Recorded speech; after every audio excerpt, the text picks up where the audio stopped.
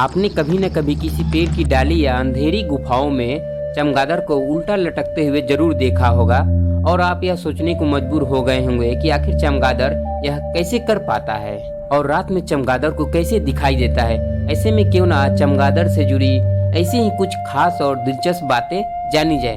तो इसके लिए आप लोग वीडियो में अंत तक जरूर बने रहिएगा। अगर पहली बार इस वीडियो को देख रहे हैं तो हमारे चैनल को भी सब्सक्राइब जरूर कर लीजिएगा। चमगादड़ एक ऐसा प्राणी है जिसमें बहुत सी अनोखी बातें पाई जाती है।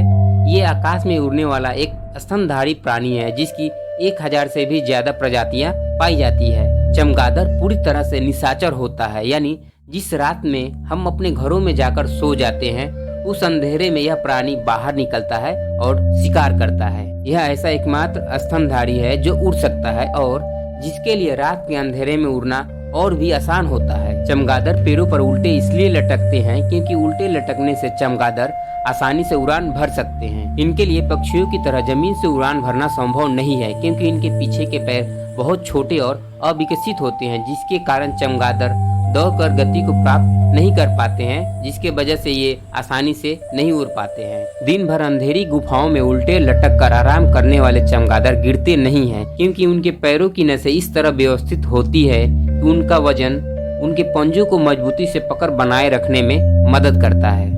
ऐसा नहीं है कि चमगादड़ को दिखाई नहीं देता है।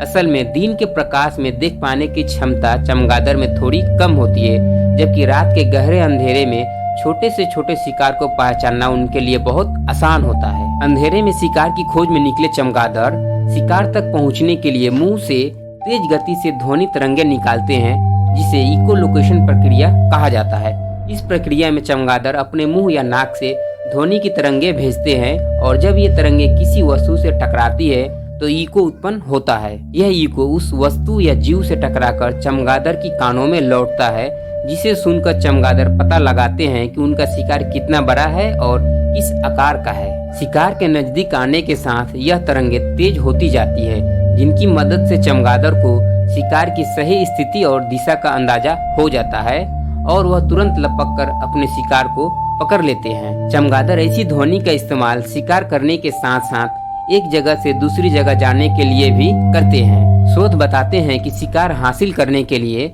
चमगादड़ों में प्रतियोगिता भी रहती है, जिसमें कोई दूसरा चमगादड़ एक खास किस्म की ध्वनि की मदद से पहले चमगादड़ को रास्ते से भटका देता है और बीच में ही उसके शिकार को हथिया लेता है। रिसर्च बताते हैं कि शिकार को पकड़ने के लिए चमगादड़ कानों का ज्यादा इस्तेमाल करेंगे या आंखों का।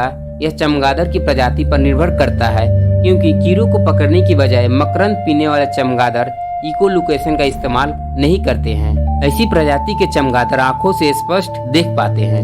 कुछ चमगादड़ों में अल्ट्रावायलेट लाइट को देख पाने की क्षमता भी होती है। उम्मीद है चमगादड़ से जुड़ी यह रोचक और अनोखी जानकारी आप लोगों को पसंद जरूर आई होगी।